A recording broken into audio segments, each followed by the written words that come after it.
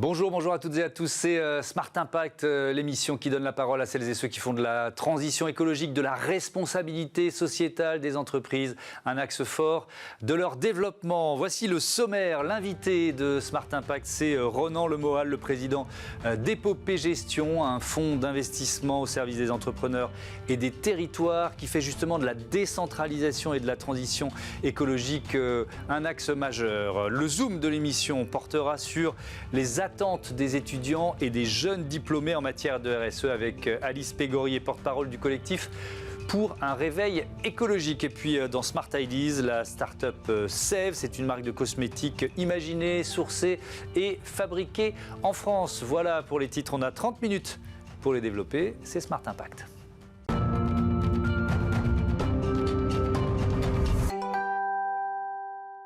On est donc avec Ronan Lemoal. Bonjour, j'espère que la liaison est bonne, que vous m'entendez bien. Vous êtes avec Charles Kabilik, le fondateur d'Épopée Gestion, entreprise d'investissement. Votre objectif, j'ai presque envie de dire, votre mission, c'est de promouvoir la décentralisation, c'est ça ? Exactement. Notre mission, effectivement, c'est de constater qu'aujourd'hui, si on veut déconcentrer un peu notre pays, qui malheureusement concentre dans les grandes villes à la fois les agents économiques, les entreprises, la pollution et même maintenant, malheureusement, les maladies, il s'agit de faire deux choses, soit de la décentralisation politique, comme le gouvernement le fait en ce moment, soit de créer des entreprises dans les territoires qui, à la fois, créent de l'emploi autour d'elles, dans l'entreprise en tant que telle, autour d'elles, et font effectivement de la densification dans les territoires et de l'aménagement du territoire, comme M. Jourdain faisait de la prose sans le savoir, finalement. Votre région, c'est la Bretagne. Votre terrain de jeu, c'est le Grand Ouest, l'arc atlantique, comme on dit. Vous voulez être un accélérateur d'impact local. On va rentrer un peu dans le détail. Ça veut dire quoi, concrètement ?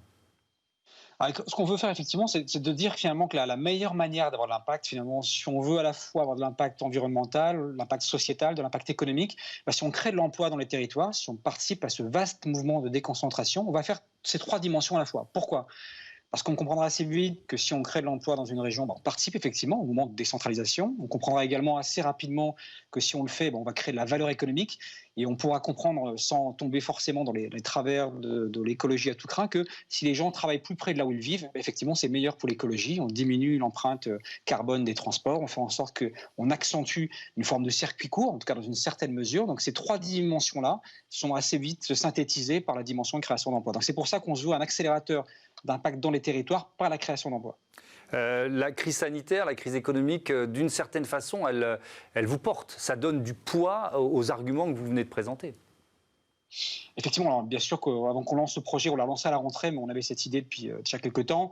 On n'avait bien sûr pas imaginé comme personne ce qui pourrait arriver en ce moment, ce qui est très dramatique. Mais en même temps, c'est vrai que ça donne encore plus de relief à cette dimension. On voit qu'il y a bien entendu un retour, une volonté de retour finalement aux valeurs de la province. Il y a une volonté également de se dire que peut-être on peut faire comme l'Allemagne, avoir demain 70% des Français qui travaillent dans des PME, c'est le taux qu'on observe en Allemagne, avoir peut-être 2,5 fois plus de TI en France qu'on en a aujourd'hui, ce qui nous permettrait de rattraper là également l'Allemagne et faire en sorte qu'on puisse à la fois concilier travailler dans une entreprise, avoir de l'ambition, parce que c'est pas une mauvaise chose d'avoir l'ambition, mais travailler en région et avoir des conditions de vie sympathiques et en même temps contribuer à la croissance économique. C'est un appel du pied aux salariés, aux cadres de la région parisienne ou des grandes villes là, qui se posent la question. Ils sont nombreux depuis le début de cette crise sanitaire, effectivement, quitter ces mégalopoles. En fait, c'est ce qui est impressionnant, effectivement. Nous, on le voit au travers de notre projet. C'est que notre projet, à la fois, on va aller investir dans les entreprises et à la fois, on va créer de l'emploi. Et ce qu'on observe, c'est qu'on a beaucoup de CV qui nous arrivent spontanément, qui sont des personnes qui cherchent effectivement à aller travailler ailleurs, à quitter les grandes villes et à s'installer en province. Donc effectivement, je ne sais pas si c'est un appel en tant que tel, mais on observe en tout cas, que ce soit à travers les entreprises, des gens qui souhaitent diriger des entreprises en région, ou que ce soit à travers des CV que l'on reçoit, qu'il y a un engouement assez fort effectivement pour un retour à la fois, encore une fois, à des valeurs peut-être qu'on avait oubliées, des valeurs qui veulent concilier une forme d'harmonie de vie, et en même temps, ne pas renier ce que ça veut dire que d'avoir de l'ambition, parce qu'encore une fois, l'ambition, c'est pas une mauvaise chose, mais on avait peut-être dans notre société des 30 glorieuses un peu opposé les deux, en se disant que pour avoir de l'ambition, pour réussir, il faut souffrir, il faut aller travailler dur dans des grandes villes, et peut-être oublier qu'on peut à la fois faire ça et en même temps le faire dans des conditions de travail sympathiques. Voilà, concilier ambition et qualité de vie. Donc vous nous l'avez dit, hein, vous avez lancé Épopée Gestion, même si le projet est mûri depuis longtemps, au mois de septembre. On va détailler un peu vos leviers d'investissement, vos véhicules d'investissement. Comme vous dites, il y a le développement des startups à impact en région. Vous l'avez évoqué, la croissance des PME et des entreprises de taille intermédiaire, les ETI, et la transition digitale et écologique. Le développement d'infrastructures d'immobilier d'entreprise 4.0, et puis la réinvention des mobilités et du travail à distance. Ce fonds pour les startups à impact, qui est concerné? Est-ce que vous avez déjà là des pépites à mettre en avant?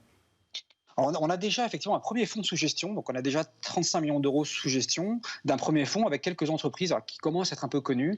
On a une entreprise qui s'appelle Ecotree par exemple qui vise à promouvoir la reforestation, donc qui est une forme d'impact pour faire du green effectivement. On a Shopopop qui est une entreprise qui vise à alimenter les circuits courts. Vous savez, on parle beaucoup des circuits courts en ce moment et de la capacité à gérer le dernier kilomètre de livraison, notamment de nos courses. Voilà deux exemples d'entreprises qu'on accompagne via ce fonds. Et on a un deal flow, comme on le dit, c'est un lot de startups qui nous arrivent quotidiennement, qui de plus en plus intègrent l'impact de leur mode de fonctionnement. C'est-à-dire qu'au-delà de dire je suis une entreprise à impact, ce sont les entreprises qui, dans la manière de produire leurs produits, dans la manière de distribuer, dans la manière de travailler également, c'est-à-dire promouvoir la mixité dans la start-up, promouvoir la manière dont on s'adresse à sa clientèle, ont des dimensions d'impact. Donc je crois que l'impact aujourd'hui, ça dépasse largement la thèse, au sens de la thèse de mon entreprise. C'est une manière d'exercer le métier également. Et de ce point de vue-là, on voit de plus en plus de jeunes entreprises arriver avec des sujets très intéressants.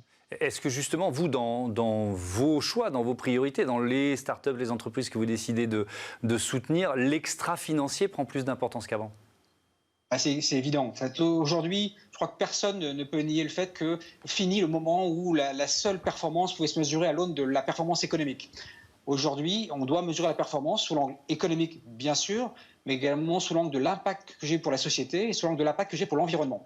C'est ce triptyque-là, finalement, qui forme la notion de performance. Donc, de plus en plus, c'est ce qu'on cherche à adresser. C'est comme ça qu'on regarde et qu'on analyse les entreprises dans lesquelles on va investir. C'est aussi comme ça qu'on va mesurer la performance des fonds.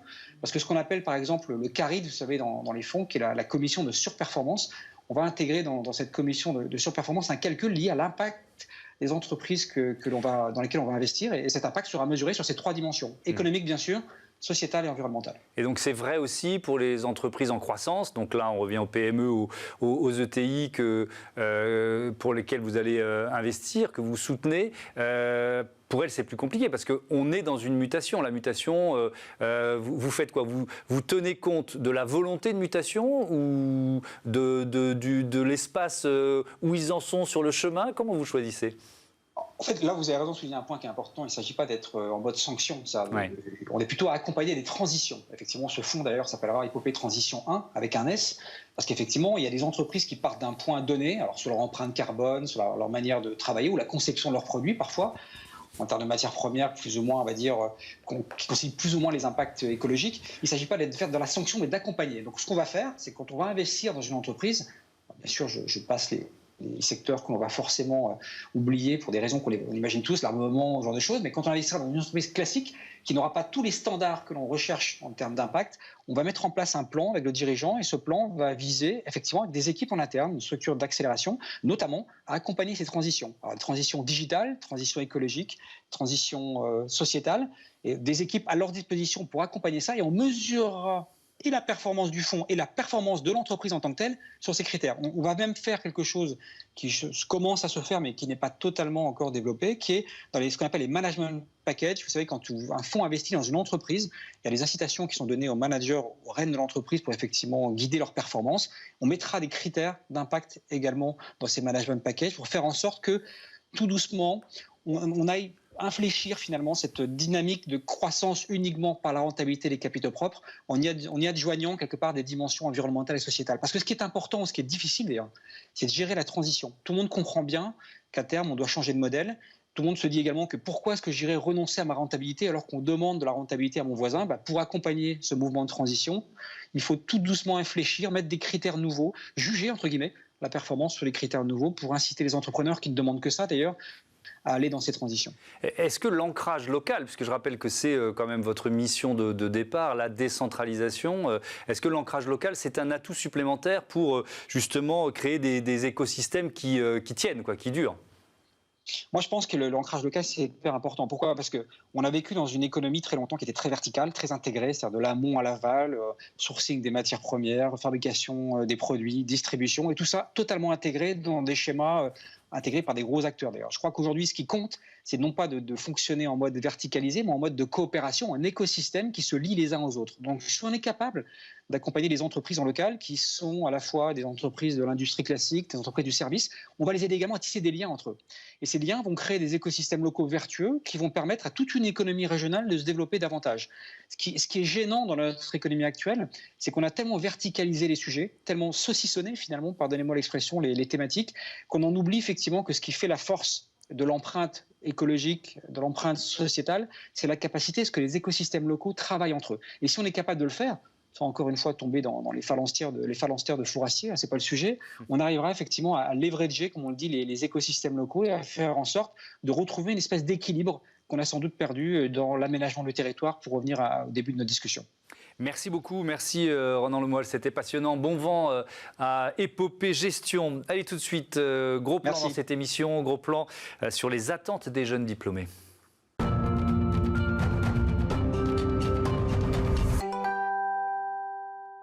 Le Zoom de Smart Impact consacré aux attentes des étudiants et des jeunes diplômés. Bonjour Alice Pégorier, bienvenue. Bonjour. Vous êtes étudiante en Master 2 d'économie et finance à l'Université Paris-Dauphine et porte-parole du collectif Pour un réveil écologique. Qui représentez-vous avec ce collectif? Il y a combien d'étudiants ou de jeunes diplômés derrière vous? Alors beaucoup, puisque ce collectif il s'est lancé suite au manifeste étudiant pour un réveil écologique qui a été lancé en 2018, qui a été signé par plus de 32 000 étudiants de 400 établissements d'enseignement supérieur différents sur toute la France. Donc ça fait beaucoup de monde. Ouais. Il y a des étudiants qui viennent d'universités, de grandes écoles, c'est vraiment... Exactement. Vous en citer quelques-unes Par exemple, l'Université Paris-Dauphine dont je viens, AgroParisTech, Sciences Po Paris.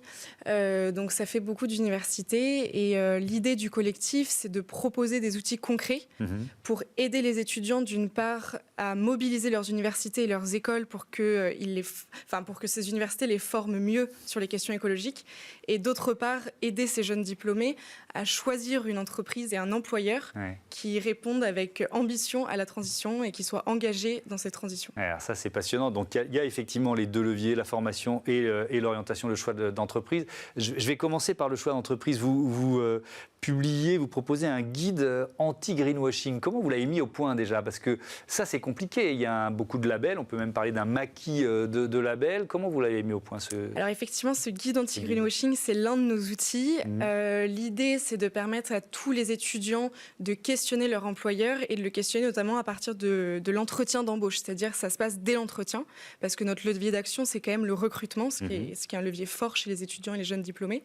Et donc ce guide anti-greenwashing, il a été élaboré avec des dialogues avec plusieurs entreprises et plusieurs dizaines d'entreprises d'ailleurs. Et donc on parle notamment de la finalité du produit, l'utilité du produit, l'impact des activités de l'entreprise sur le climat, la biodiversité ou les ressources, le lien avec la société aussi. Donc c'est vraiment un guide qui permet à tous les étudiants d'avoir accès à une vision un peu critique et pouvoir se donner les armes pour questionner l'employeur. Mais quand vous dites ça part de l'entretien d'embauche, c'est presque un retournement de logique, c'est-à-dire que dans votre esprit, c'est le futur, c'est le jeune diplômé ou le futur embauché qui doit questionner la personne qui va le recruter. Alors c'est un exemple, c'est aussi pour permettre à ces étudiants de choisir aussi en amont. Mais c'est vrai que en préparant leur entretien. Exactement, en préparant leur entretien et en allant regarder sur le site de l'entreprise, sur les actualités de l'entreprise, ce qu'elle publie, aller voir par exemple dans le rapport de développement durable aussi de l'entreprise. Ça, c'est des données qui sont publiques. Donc, c'est avoir vraiment ces outils pour analyser ces rapports-là qui sont longs souvent et parfois on n'a pas forcément la capacité de voir ce qui est vraiment derrière ça. Et vous sentez, parce que vous avez effectivement questionné des dizaines d'entreprises, on y viendra dans le détail tout à l'heure, notamment sur le secteur du luxe, parce que vous publiez les résultats de votre étude sur le luxe, mais vous sentez, je reviens à cette histoire d'inversion presque de pouvoir, c'est-à-dire que vous sentez sentez ça? Vous sentez que les entreprises ont des difficultés à recruter dans certains secteurs et doivent montrer patte blanche? En tout cas, ce qu'on sent, c'est que les entreprises qui se donnent pour mission, parce que ça, c'est vraiment notre message, que ces entreprises se donnent pour mission de faire cette transition et de répondre à cette crise écologique, parce que c'est vraiment ça le problème aujourd'hui. Et donc, finalement, le rapport de force, il est là, parce que le recrutement, c'est un levier qui est très fort pour elles. Et les entreprises qui se donnent pour mission cet engagement, finalement, elles reçoivent plus de candidatures aujourd'hui. C'est le cas de Carbone 4, par exemple, qui est une entreprise qui reçoit plus de 200 candidatures par semaine. C'est quand même énorme. Et ça, c'est quelque chose qui est fort comme message. L'argent, c'est plus seul moteur. C'est-à-dire vous êtes prêt à gagner moins, mais aller dans une entreprise dont l'engagement est validé. De toute façon, si en fait on choisit des entreprises qui n'ont pas d'engagement, dans un monde à plus de degrés, ces entreprises, elles n'existeront plus. Donc autant le faire effectivement maintenant et autant faire ça et questionner ces entreprises de façon globale dans leur mission. Alors je suis allé sur votre site, j'ai vu le manifeste, etc. Vous dites que, d'ailleurs c'est le nom, pour un réveil écologique, vous dites que les jeunes diplômés doivent réveiller leurs employeurs. C'est un peu gonflé quand même, ils sont déjà depuis des mois, voire des années, réveillés par leurs salariés, leurs clients, qui sont les uns les autres des citoyens. Oui, et finalement, je pense que chaque citoyen prend part à cet engagement de réveiller quelque chose finalement par rapport à cette crise écologique. Le citoyen, ça peut être en votant, en s'engageant dans une association. Nous, en tant qu'étudiants et jeunes diplômés, ça a été ce levier du recrutement. Mais les salariés engagés en interne sont aussi mobilisés. D'ailleurs, on travaille avec eux parce que c'est eux qui sont sur le terrain et eux créent aussi leur collectif en interne par rapport à l'écologie. Alors, l'exemple concret, c'est celui de l'industrie du luxe. Vous avez publié le mois dernier le résultat d'une enquête sur les engagements de 4 grands groupes français, L'Oréal, LVMH, Kering et Rocher. Alors, il faut d'abord saluer leur participation. Tout à fait. C'est déjà un point de départ. C'est-à-dire qu'ils ont accepté de répondre à vos questions alors que tous les groupes de luxe ne l'ont pas fait. Tous les groupes de luxe ne l'ont pas fait. Ce questionnaire, il a été en fait, pour vous refaire un petit peu la chronologie, envoyé en octobre 2019 à plusieurs centaines d'entreprises. Une cinquantaine nous ont répondu. Et donc le travail aujourd'hui, c'est d'analyser ces réponses et d'en faire quelque chose. Parce que c'est vraiment toujours la dynamique du collectif Pour un réveil écologique, c'est de donner des outils concrets. Cette table ronde sur le secteur du luxe, ça a eu lieu effectivement juste avant le confinement, en mars. L'objectif, c'est de créer un dialogue entre un public étudiant, essentiellement étudiant, et ses représentants d'entreprises. Ce rapport du luxe, il a donné beaucoup d'analyses. Je peux vous les résumer un peu en 3 points. La première, c'est que souvent les actions de ces entreprises, elles sont liées à un bénéfice financier. Ce qui n'est pas viable parce qu'on ne repense pas la mission globale de l'entreprise. Un deuxième exemple que je peux vous donner, c'est aussi la formation en interne des salariés. Les salariés demandent à être formés en interne sur ces questions-là pour y répondre dans leurs fonctions. Et ça ne suit pas forcément. Deuxième exemple, troisième exemple. En tout cas, c'est pas. Et troisième exemple, c'est que ces entreprises du secteur du luxe, elles ont une aura. Aujourd'hui, je veux dire, tout le monde les écoute. Il y a quand même quelque chose qui se passe. Donc, il faut qu'elles utilisent cette position qu'elles ont dans la société pour se donner la mission de répondre à cette crise écologique, en fait. C'est utiliser cette position à bon escient et donc avoir un impact fort en ayant des actions concrètes. Ouais, vous pointez certaines contradictions, par exemple le choix d'une compensation carbone plutôt qu'une transformation en profondeur des modèles, c'est ça? Tout à fait. C'est exactement l'exemple de cette compensation. Mais encore une fois, ces grands groupes qu'on a cités ont participé. Donc les autres, finalement, vous n'en parlez pas dans votre les autres, on n'en parle pas. Exactement, on n'en parle pas. C'est aussi un prérequis que ces entreprises soient présentes à cette table ronde. Et on demande un membre du comité exécutif. Donc ça, c'est quelque chose qui est important aussi dans notre démarche. Là, par exemple, on a terminé une deuxième analyse sur le secteur de la grande distribution, donc qui aura lieu en janvier, puis le secteur de l'automobile et aussi de la finance. Donc il y a beaucoup de travail sur cette analyse, mais c'est une analyse qui permet vraiment de nouer ce dialogue et qui n'est pas réservée qu'aux membres du collectif Pour un réveil écologique, mais à tous les étudiants global. Sur la grande distribution, vous avez déjà des résultats à mettre en avant? Pas encore, parce qu'on attend d'avoir effectivement ce dialogue en amont. Ils ont participé, les grands groupes, oui, massivement? Ils ont participé massivement, effectivement, une cinquantaine de réponses. Après, avec cette crise sanitaire qui a eu lieu, on leur propose aussi de mettre à jour leurs réponses, parce que peut-être que ça a changé certaines choses pour elles, et j'espère, mais on propose cette mise à jour, effectivement. Alors, je reviens sur la formation, il nous reste un peu plus de 2 minutes. Si vous mettez l'accent là-dessus, ça veut dire quoi? Ça veut dire qu'aujourd'hui, pour vous, les universités, les grandes écoles ne forment pas assez ou ne forment pas du tout leurs étudiants à la transition écologique? Alors, la question, elle est que pour l'instant, nous, notre message, c'est former dans tous les cursus. Donc, il y a des écoles qui forment, bien évidemment. Vous voudriez il y a des masters développement durable qui existent. Mais vous voudriez que ce soit partout, en fait. Que ça essaime dans toutes les formations. Le même mécanisme, en fait, que pour l'entreprise. C'est que ce soit diffus dans la mission de l'entreprise, c'est pareil pour l'université. Et je peux vous donner une exclue, c'est-à-dire que depuis hier, on a envoyé à l'Université Paris-Dauphine une lettre ouverte signée par plus de 1000 étudiants qui demandent à notre futur président, parce que c'est les élections actuellement, donc qui demandent à notre futur président de nous former à la hauteur des enjeux écologiques et sociaux auxquels on fait face aujourd'hui. Donc pression mise sur le futur président de l'université Paris-Dauphine. Donc ce ne sont pas des nouveaux diplômes qu'il faut créer, hein, si je vous entends bien? Oui. Exactement, vous avez tout à fait compris. Ce n'est pas des nouveaux diplômes, c'est vraiment diffuser ces enjeux au niveau de nos formations. Le secteur de la formation, il a aussi été interrogé avec un questionnaire qu'on appelle le Grand Baromètre, et donc qui a sondé aussi toutes ces universités et ces écoles. Le rapport du Grand Baromètre va bientôt sortir, puisqu'on a terminé l'analyse de ces universités et ces écoles. Et ça passe aussi, par exemple, par les cahiers du réveil. Les cahiers du réveil, c'est quelque chose qui est rédigé par les membres du collectif Point Réveil écologique et diffusé à travers les 400 établissements dans lesquels on a des ambassadeurs et qui nous permettent justement de donner cette information et former nous aussi à l'intérieur de ces écoles. Allez, un dernier mot. Est-ce que c'est plus difficile de faire bouger les universités ou les grands groupes? C'est une bonne question. En tout cas, les universités continuent de nous dire « mettez-nous la pression et allez-y » parce que c'est comme ça que ça va changer. Et cette lettre ouverte de l'Université Paris-Dauphine, elle est partie de ça, de professeurs qui nous disaient « allez-y, c'est vous qui avez la main, donc profitez-en ». Merci beaucoup, merci Alice Pégory, à bientôt sur Bismart. Tout de suite, c'est Smart Ideas et on reste dans le domaine de la cosmétique avec une start-up qui s'engage.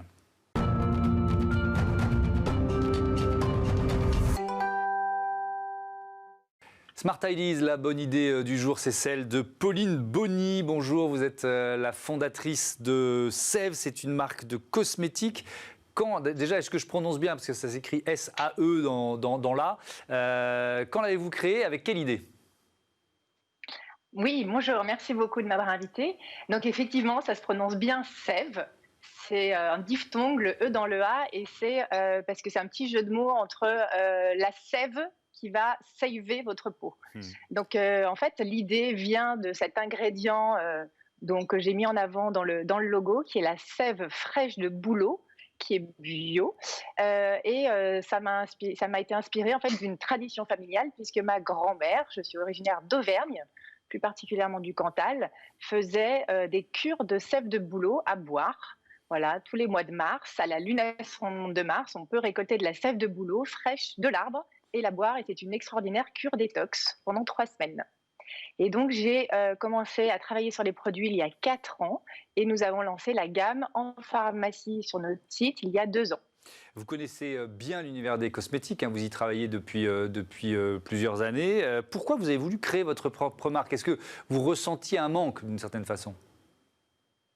Oui, absolument. Alors moi, je suis une passionnée de skincare, donc de soins pour la peau et plus particulièrement d'ingrédients naturels. Et c'est vrai que pendant toutes mes années, je me suis forgé des convictions en fait sur le fait qu'il faut mettre des antioxydants chaque jour sur la peau, que les ingrédients naturels, c'est ce qu'il y a de meilleur pour notre peau, ce qu'il y a de mieux en bioaffinité. Et surtout, je me suis dit que c'était pas la peine, avec l'avancée des biotechnologies, c'était pas la peine d'aller en Amazonie, en Australie, en Afrique du Sud, chercher des ingrédients exotiques qui étaient peut-être d'un point de vue marketing très vendeurs. Mais en fait, en France, on a des plantes qu'on peut croire ordinaires, mais qui sont absolument extraordinaires. Donc, c'est ce que j'ai fait. Je suis allée chercher des plantes en Auvergne, mais aussi en Ardèche, mais aussi en Corse, enfin partout en France, et des plantes simples, donc comme la mauve, le pamplemousse rose, le pois, le pissenlit, la rhubarbe. Mais en fait, ces actifs, depuis quelques années, grâce aux biotechnologies, on peut les titrer, ça veut dire aller chercher la molécule active. Et c'est pour ça que d'ailleurs, la plupart d'entre eux sont dans la pharmacopée française, parce qu'elles ont des pouvoirs extraordinaires. Et c'est comme ça, en fait, que j'ai créé Sève, autour de des soins extraordinaires à base de plantes pas si ordinaires.